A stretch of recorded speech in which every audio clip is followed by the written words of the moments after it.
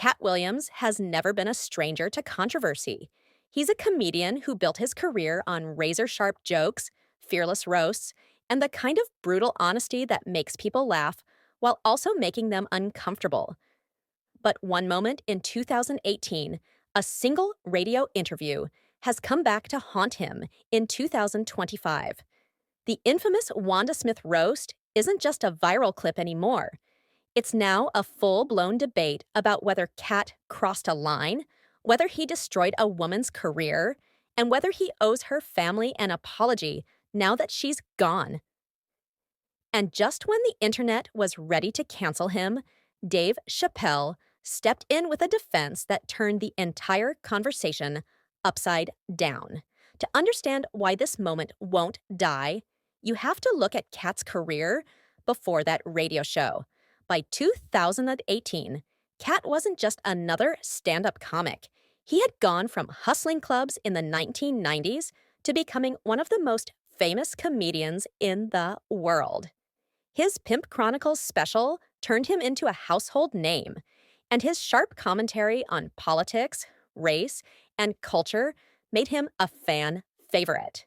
But just as quickly as his fame rose, his life spiraled into chaos.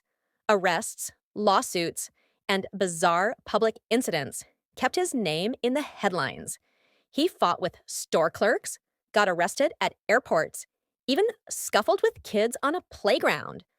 For some, it was proof that he was unstable.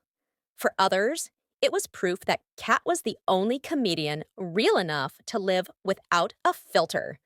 That reputation set the stage for what was about to happen with Wanda Smith. When Katt walked into V103's radio station in Atlanta in September 2018, it was supposed to be a victory lap. He had just won an Emmy for his role on Atlanta, proving he wasn't just a stand-up comic. He was a respected actor, too. Wanda Smith, a veteran radio host with deep roots in Atlanta, welcomed him onto her show.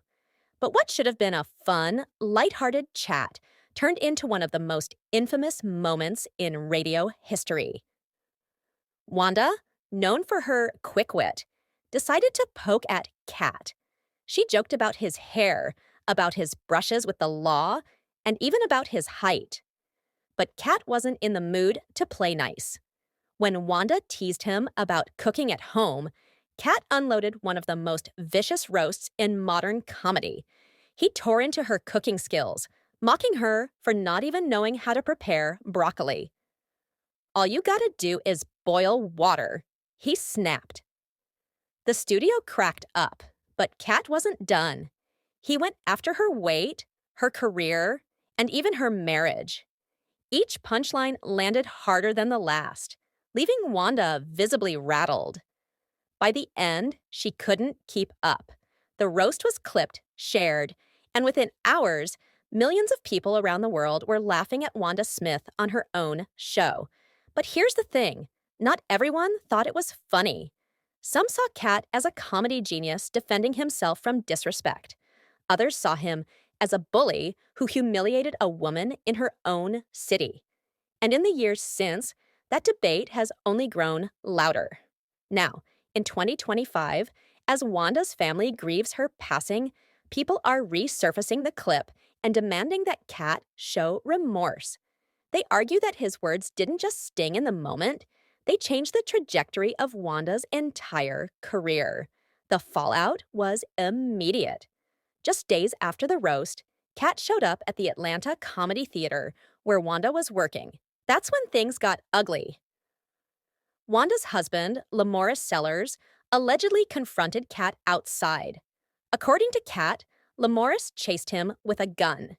He says he barely escaped, running into a nearby grocery store for safety. Lamorris later admitted he chased Katt, but claimed the gun only fell from his waistband. He never pointed it.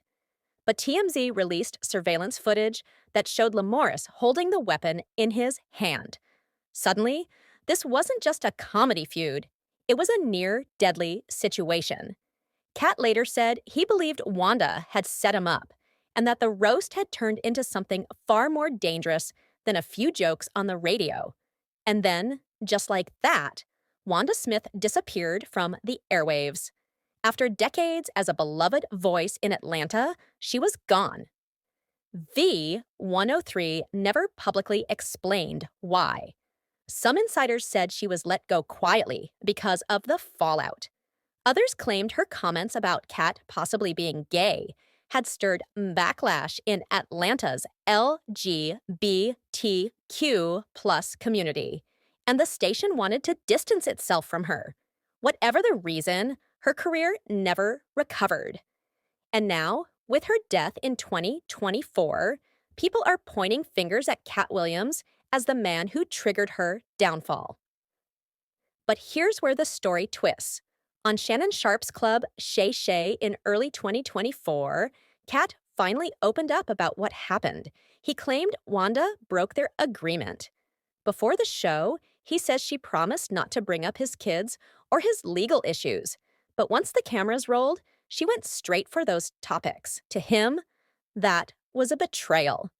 And as he put it, if someone tries to embarrass him on his craft, he's going to defend himself harder than anyone else. Katt also said Wanda's mistake wasn't just coming at him, it was trying to clown him by suggesting he was gay. In Katt's words, that's not just an insult to him, it's an insult to the entire LGBTQ plus community. And once she went there, he knew her downfall was inevitable. Still, the question remains, was Katt defending himself, or was he punching down? In comedy, roasting is fair game. But when one side crumbles, does the responsibility shift? That's where Dave Chappelle's voice enters the conversation. Chappelle recently defended Katt, saying comedy is supposed to make people uncomfortable, and that pulling up old clips to cancel comedians years later is toxic to the art form. According to him, comedians shouldn't be judged by the harshest joke they ever told, but by their entire body of work. And in Katt's case, that body of work has made millions laugh, while also sparking some of the rawest debates in entertainment. But social media isn't buying it. Since Wanda's passing, Twitter and TikTok have been full of clips with users demanding Katt apologize to her family. They argue that if Katt could apologize to Michael Jackson's family for old jokes, he can do the same for Wanda Smith's loved ones. Some even accuse him of staying silent after her death because he didn't want to reignite the feud. Others believe he stayed quiet out of respect, that sometimes silence is better than fake condolences. Either way, his silence has become its own controversy. What makes this even more complicated is the bigger picture. Comedy has always lived on the edge of offense. Richard Pryor, Eddie Murphy, Chris Rock, even Dave Chappelle himself, all have faced backlash for jokes that cut too deep. The difference now is social media. Clips don't just disappear, they live forever, waiting to resurface when the culture shifts.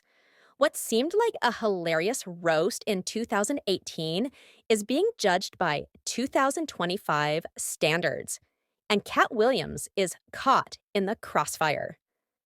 So, what's the real takeaway here?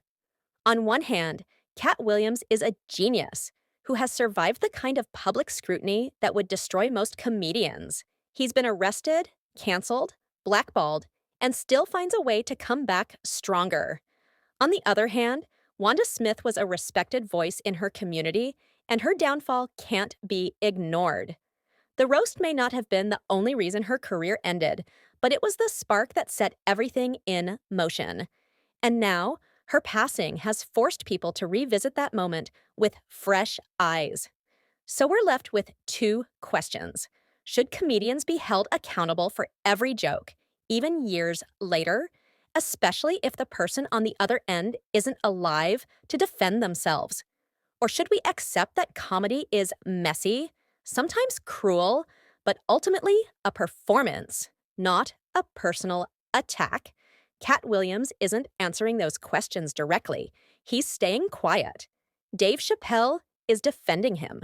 Wanda Smith's family is grieving. and the internet is tearing itself apart trying to decide who was right, who was wrong, and who owes who an apology. One thing's for sure, this isn't the last time Katt Williams will find himself at the center of controversy. He's built for it. But whether this chapter defines him as a villain or a victim, that's up to us. So, what do you think?